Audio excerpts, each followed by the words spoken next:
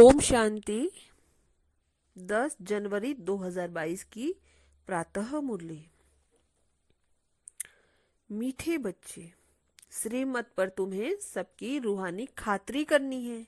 खुशी की खुराक खाना और खिलाना, यही है सच्ची खातरी करना। श्रीमत पर तुम्हें सबकी रूहानी खातरी करनी है। खुशी की खुराक खाना और खिलाना, यही है सच्ची खातरी करना।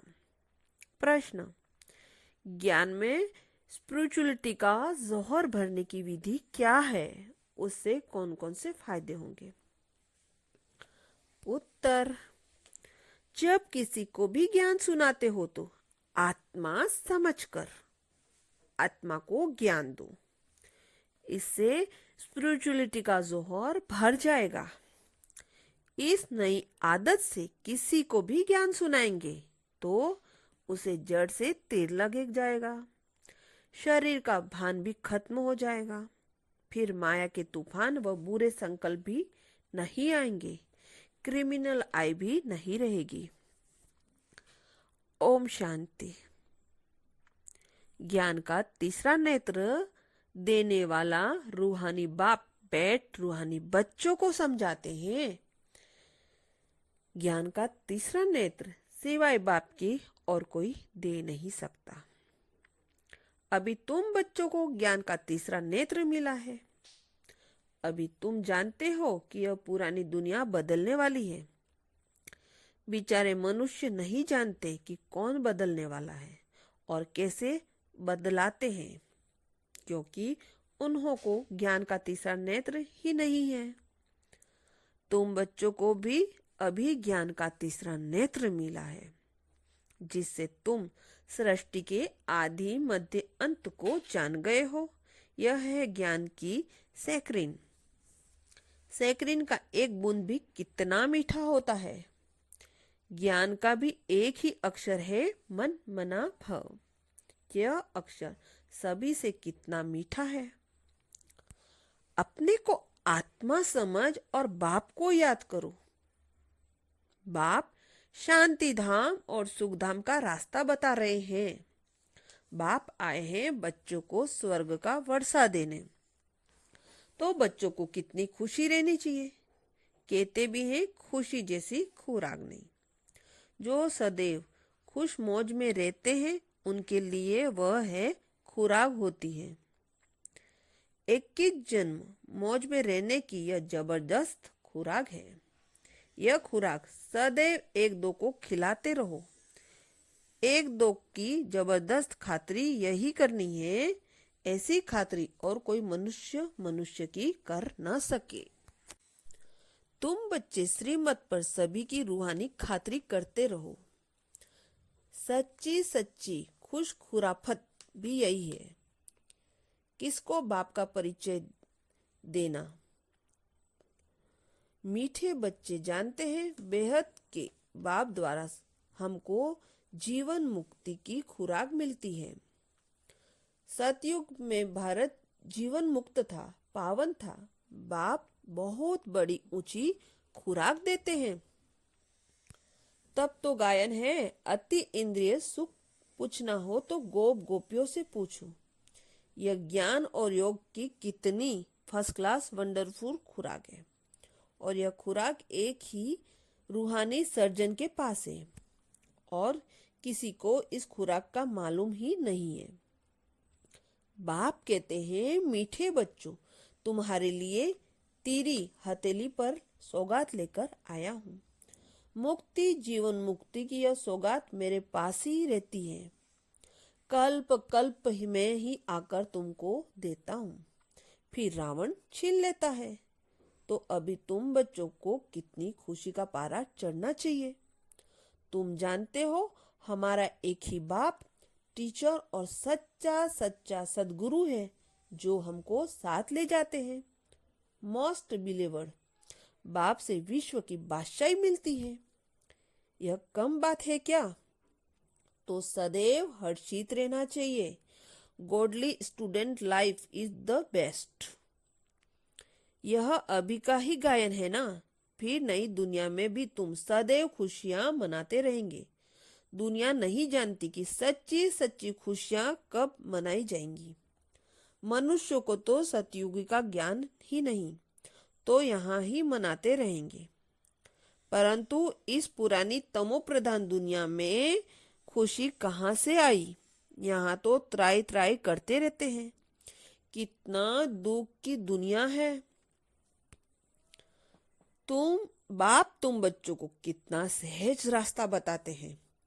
ग्रस्त व्यवहार में रहते कमल पुल समान रहो। धंधा धोरी आदि भी करते मुझ बाप को याद करते रहो। जैसे आशिक और माशूक होते हैं, वह तो एक दो को याद करते रहते हैं। वहाँ उनका आशिक, वहाँ उनका माशूक होता है। यहाँ वह बात नहीं है। यहाँ तो तुम सभी एक माशूक के जन्म जन्मांतर से आशिक हो रहते हो। बाप कभी तुम्हारा आशिक नहीं बनता।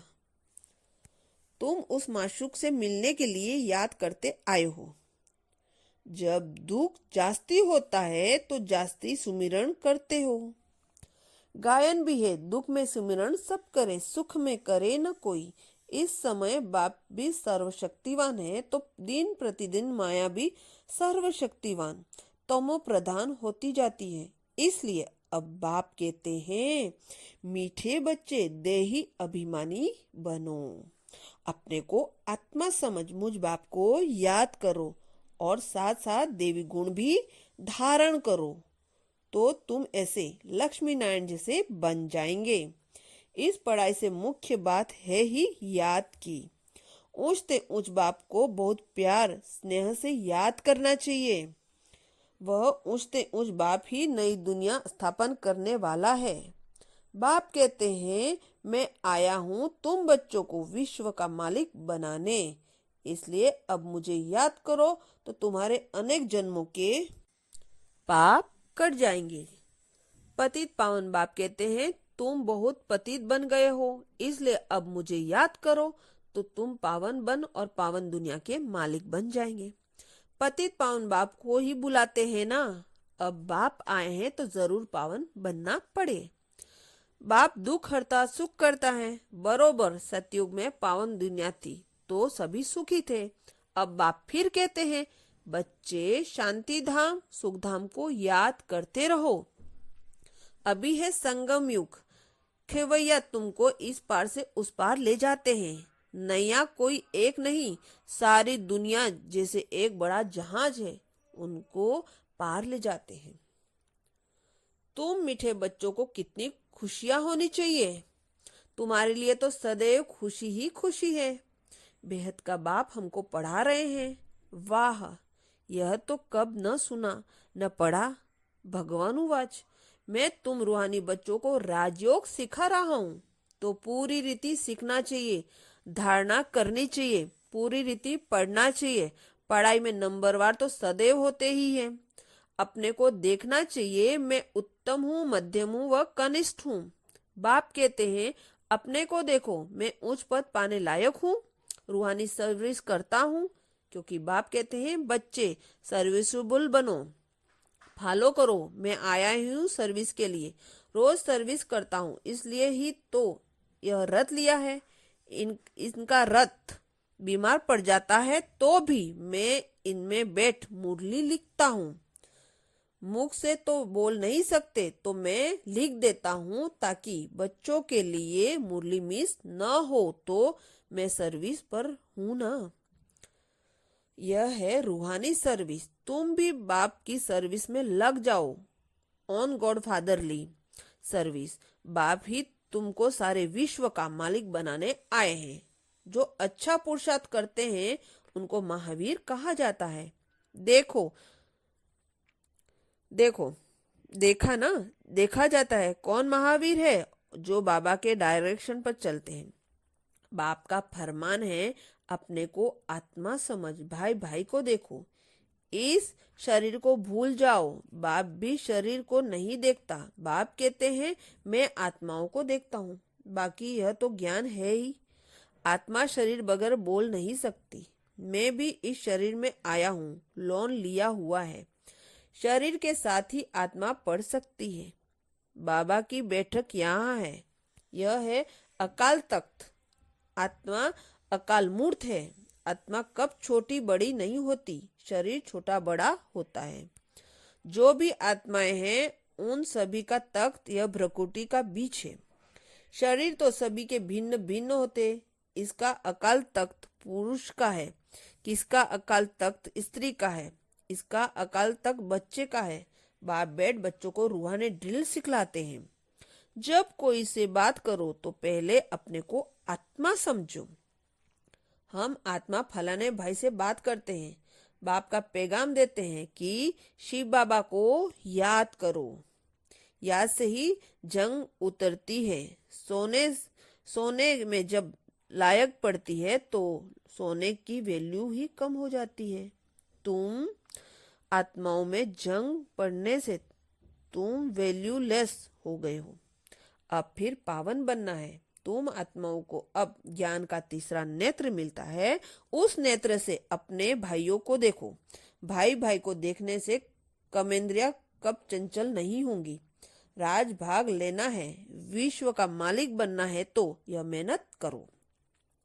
भाई भाई समझ सभी को ज्ञान दो तो यह टेव आदत पक्की हो जाएगी। सच्चे सच्चे ब्रदर तुम सभी हो। बाप भी ऊपर से आए हैं, तुम भी आए हो। बाप बच्चों को सहित सर्विस कर रहे हैं। सर्विस करने की बाप हिम्मत देते हैं। हिम्मते मर्दा मदते बाप। तो यह प्रैक्टिस करनी है। मैं आत्मा भाई को पढ़ाता हूँ, आत्मा पढ़ती है ना। इसी को स्पिरिचुअल नॉलेज कहा जाता है, जो रूहानी बाप से मिलती है। संगम पर ही बाप आकर यह नॉलेज देते हैं कि अपने को आत्मा समझो। तुम नंगे आए थे, फिर यह शरीर धारण कर तुमने 84 जन्म का पाठ बजाया। अब फिर वापस चलना है, इसलिए अपने को आत्मा समझ भाई की दृष्टि से देखना है। यह मेहनत करनी है। तुम बच्चों को अपनी मेहनत करनी है। दूसरे से हमारा क्या जाता है। चैरिटी बिगेन्स एट होम, अर्थात पहले खुद को आत्मा समझ फिर भाइयों को समझाओ तो अच्छी रीति तीर लगेगा। यह जोहर भरना है। मेहनत करेंगे तभी तो उच्च पद पाएंगे। बाप आए ही हैं फल देने के लिए, तो मेहनत करनी पड़े, कुछ सहन भी करना पड़ता है। तुम्हें कोई उल्टी सुल्टी बात बोले तो तुम चुप रहो।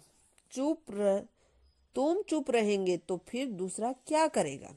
ताली दो हाथ से बजती है। एक ने मुंह की ताली बजाई, दूसरा चुप कर दे तो वह आपे ही चुप हो जाएंगे।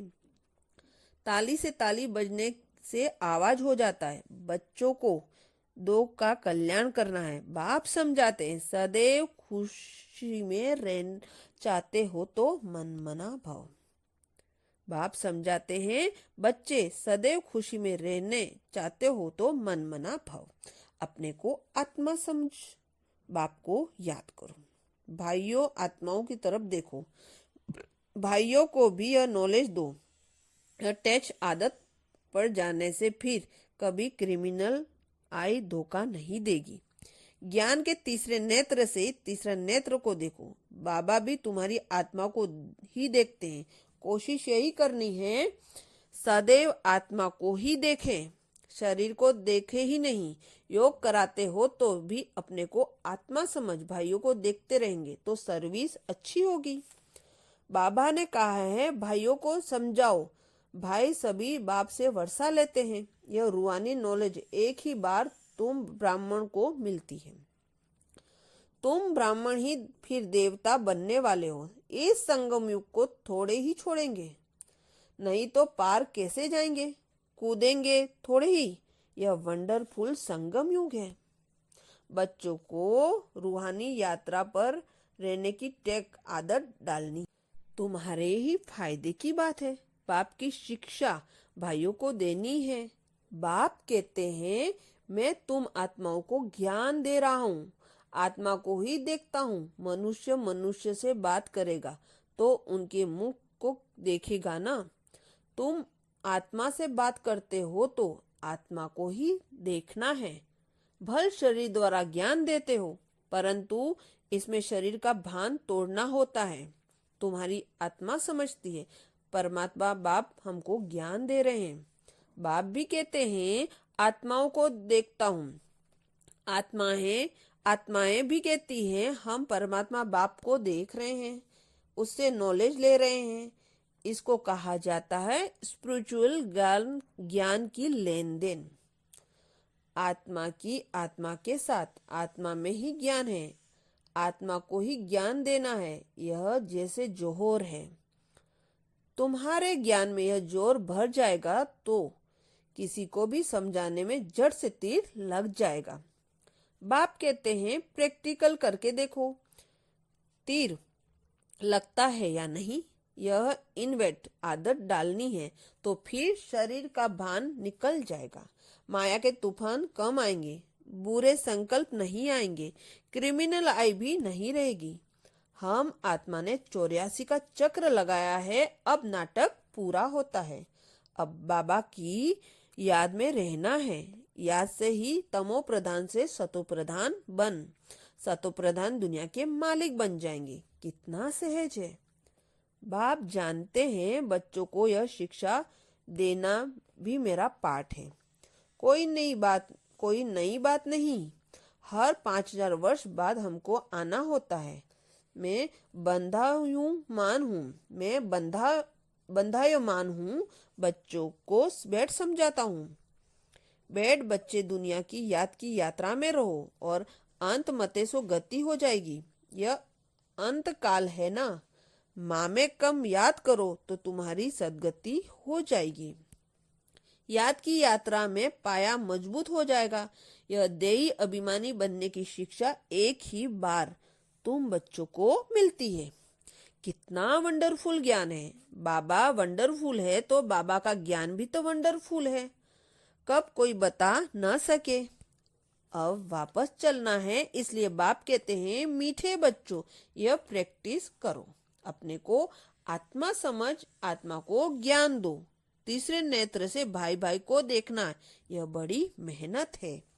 अच्छा, मीठे मीठे सिकलधे बच्चों प्रति माता पिता बाप दादा के याद प्यार और गुड मॉर्निंग। रूहानी बाप की रूहानी बच्चों को नमस्ते, और हम रूहानी बच्चों को भी बाप दादा को गुड मॉर्निंग और नमस्ते। धारणा के लिए मुख्य सार। ज्ञान के तीसरे नेत्र से आत्मा को देखने का अभ्यास करना है।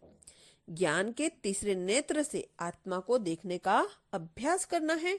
कोशिश करनी है सदैव आत्मा को ही देख, शरीर को नहीं, तो क्रिमिनल ख्याल नहीं आएंगे, बुरे संकल्प खत्म हो जाएंगे। दूसरा है ताली 2 हाथ से बजती है। ताली 2 हाथ से बजती है, इसलिए जब तुम्हें कोई उल्टी सुल्टी बात बोले तो तुम चुप रहो। अगर तुम